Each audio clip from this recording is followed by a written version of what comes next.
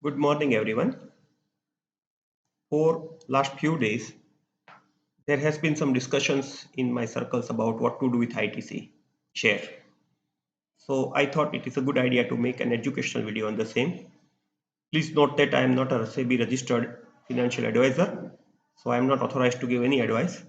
This video is only for the educational purpose, and you should seek the advice of a SEBI registered financial advisor before taking a call on either buying or selling this share, or should do your own research. So with that disclosure, let me quickly start the whole presentation or discussion. The price of ITC is 436.95 rupees as on 11th April 2024. ITC is primarily a large cap company which with the market cap of uh, ninth rank. Okay, I mean its rank is ninth, and it is basically a consumer staple company which is primarily into the FMCG and tobacco business and hotel business. And as you know, they also sell notebooks as well.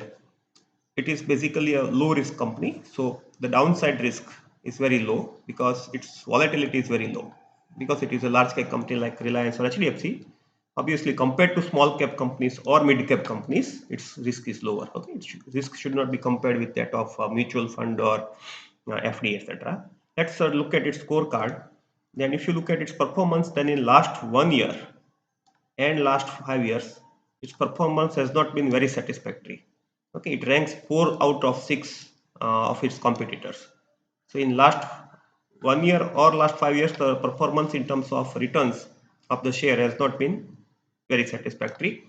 But the forecast, 1 year forecast is 14% upside. That means practically there are 35 brokers who are covering ITC, and they all have forecasted its future price of 1 year.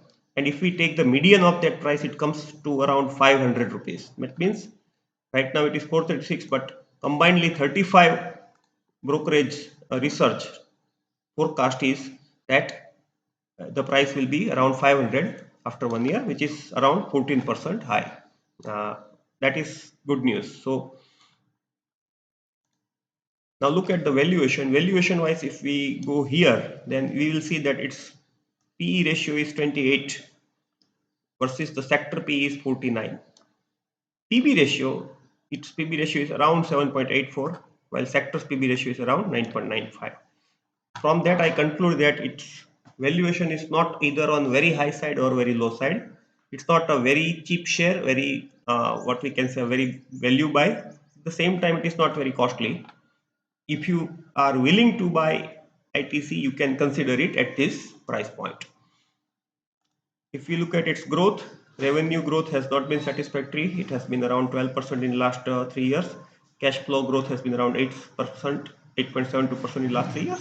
And earning per share is also around, has also been around 7.54% in last 3 years.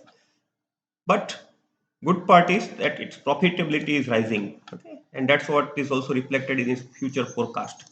That its ROE is around 29%, its profit margin, net profit margin is around 26%, and cash flow margin is around 25%. So if you see here, as far as recent profitability, very recent profitability is concerned, the way it is utilizing its capital, etc., there it is ranked as number one out of the 6 peers. Okay, that's why it may not be a bad idea to consider it for buying even at this stage. In terms of entry point, fundamental wise, it is not very cheap or a value buy, but technically it is a share worth considering, something we have already covered. Now, if we look at the red flags, there are no red flags. It is not in ASM list, GSM list. There is no problem of too much debt or pledging. There is not much problem of any kind of unsolicited messages being basically circulated about it, or there is no default probability as well. So overall, this share is worth considering if you are looking to buy an FMCG share, or if you are basically looking to enter ITC. It is still not a very bad time as per this analysis. Once again, whether you should buy or not depends on your portfolio, your needs, and your own analysis. This video is only for educational purpose. I hope it gave you some idea about where it stands. Yes, one more point is, if you look at its dividend yield, it's around 3.53%. So apart from the 14% return that it will give, we can also expect that it will also give 3.5% dividend. So its expected return is, total return is not only 14% but 17%. So apart from the appreciation in the share price, it will also give, if it continues to give dividends, it has been giving dividend for a long time, then its expected return in next year is around 17 to 18%, and which is quite a good forecast to be considered. So it is called total shareholders value. Okay. Appreciation of the share plus dividend, in strategic management we call it total shareholders value, and that looks to be on the very good side as well. Yes, one more data point is also important to be shared here. If you look at this table, it tells you that if its price fall, I mean out of the 35 brokers forecast, if its price fall, that would fall up to 430, that is minus 2%. So downside risk is very nominal as well.